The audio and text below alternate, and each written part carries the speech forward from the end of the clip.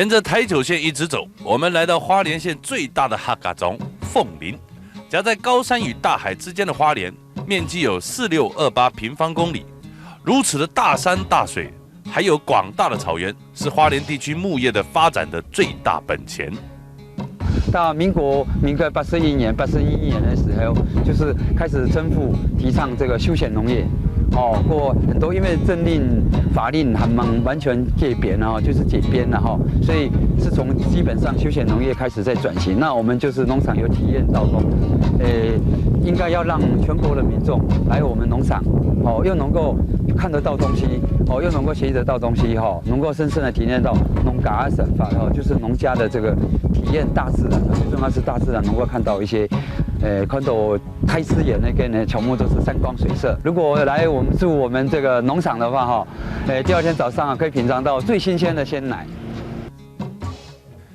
许太狗并不是土生土长的花莲人，可是许太狗说，他一来到花莲就爱上这里了。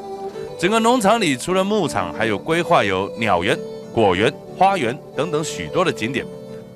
无论是哪个区域，每天都来工作的许太狗可以都说是逛遍了。可是许太狗说还是来不及，这里的宝贝实在太多了，他根本来不及全部都收集到。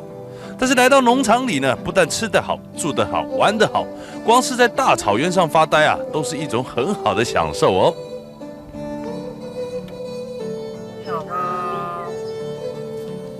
好。早晨头较早就会来，要到草原亲讲，跟青青绿草青青草原在农场里面看到青河青纹流的这整个规则的这个草原里面因为人家草片青苔又做的微调的你夹的做的也大全部声音的都做的走不用自由的，所以他个人来到的吃饭这就是的是包夜含了料糖露或者这个农场地方看法。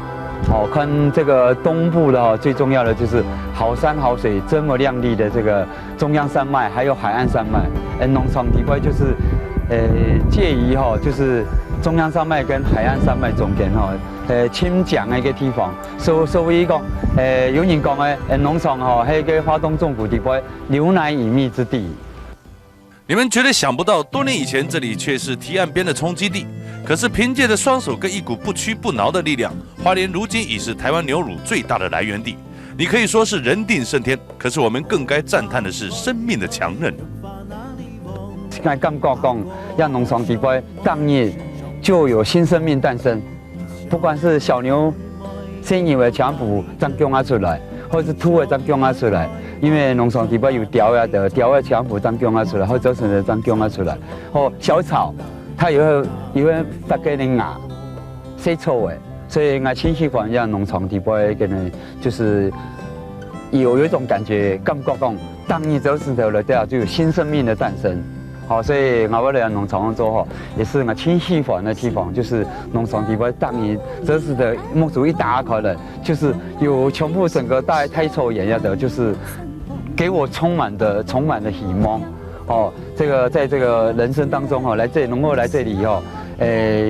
来这里上班其实是我们最觉得说人生最光荣的事情了。当然有希望，因为这个安尼地方莫讲去个有独享，我希望他个人有限，没有同像安尼心情来，较打造来，后来海里到了带声音的来，按到草原，按到个果园或个农场地方青岛花做的亲讲来看。他跟你一起来同乐。来一趟花莲并不容易，可是脚踏实地的客家人用尽心思，就是要让游客只要来到凤林，就会爱上凤林，让如此的人间美丽，大家都能够享受到。